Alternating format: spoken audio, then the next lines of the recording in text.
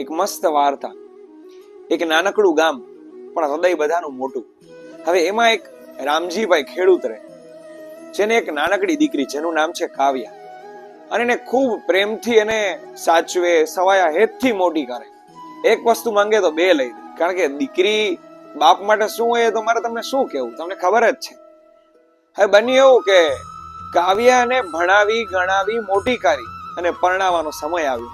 કોઈ પણ બાપ માટે આ ઘડી છે ને બહુ દુઃખદાયી, કારણ કે બધું સહન કરી શકે પણ પિતા ભલે ગમે એમ હોય પણ દીકરીની વિદાય વખતે એ રડી પડે, એનાથી જોવાય નહીં.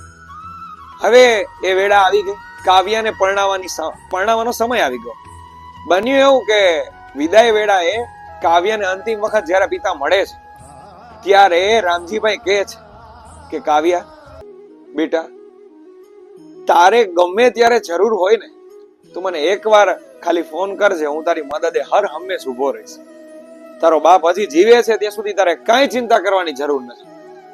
અને કાવ્યા પણ એટલી જ સામે એના પપ્પાની યારે લાગણી રાખવા વાળી કે પપ્પા તમે પણ ચિંતા ન કરતા, હું પાર્કે ઘરે જઈને પણ હું મારું ઘર છે એમ માનીને ત્યાં લોકો સાથે રહીશ, એની સેવા કરીશ. હું કોઈ દિવસ ત્યાં તમારું જે નામ છે ને નીચું નહીં થવા દઉં, હું કોઈ પણ સંજોગોમાં નહીં થવા દઉં. એવું કાવ્યા પરણીને સાસરે વહી ગઈ. હવે ત્યાં સાસરિયામાં પણ એને બહુ મજા આવી, કારણ કે આર્થિક સ્થિતિ સારી હતી. બધા લોકો ખૂબ પ્રેમાળ, બધા લોકો સાથે હળી મળીને રહે, પ્રેમથી રહે. અને કાવ્યાને પણ ખૂબ પ્રેમ મળતો, બધા લોકો સાથે રહેતા અને આનંદે આવતો. હવે જેમ સુખ આવે તો ક્યારેક દુઃખે આવે. જેમ સુખમાં સૌ સાથે હોય તો મજા આવે, તો દુઃખમાં સાથે રહે તો દુઃખ ન લાગે. એમ પરિવાર પર આર્થિક સ્થિતિની એક મોટી મુસીબત આવી પડી, કારણ કે ધંધામાં ખોટ ખાધી. એને ધંધામાં ખોટ ખાધી પણ પરિવારમાં ખોટ નથી ખાધી. એટલે કોઈ પણ સંજોગોમાં એ પોતે એને પાર કરી જ શકશે. અને બન્યું એવું કે દુષ્કાળ કો કે દુકાળ કો જે કોઈ પૈસાનો એવો પડ્યો. હવે બધા લોકોને કામે જવું પડ્યું અને બધા લોકો સંપીને કામે પણ ગયા. કાવ્યા પણ નોકરીએ જતી થઈ ગઈ. સવારના 7 વાગે જતી રહે, સાંજે 7 વાગે આવે. કોઈ એવું ન માને કે હું શું કામે છે, બધા લોકો પ્રેમથી કામ કરે.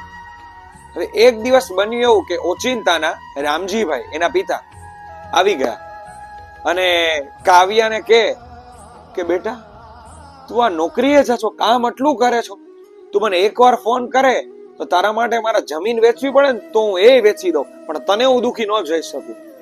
ત્યારે સાહેબ જે દીકરીએ જવાબ આપ્યો ને, એ કાવ્યાએ જવાબ આપ્યો ને, એ ખાસ આપણા માટે મહત્વનો છે, સાંભળવા જેવો છે. કાવ્યાએ એવું કહ્યું કે પપ્પા, જો સારા સમયમાં હું આ ઘરની લક્ષ્મી હોઉં ને તો ખરાબ સમયમાં આ ઘરની હું શક્તિ પણ છું. મારે એને એ પણ મદદરૂપ થઈને મારે એની સાથે રહેવાનું હોય.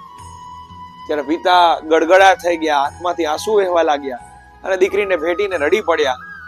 ત્યારે એક બાપ દીકરીને કહે છે કે ખરેખર તે મને આજે અમર કરી દીધો અને હું ધન્ય થયો કે મને તારા જેવી દીકરી મળી.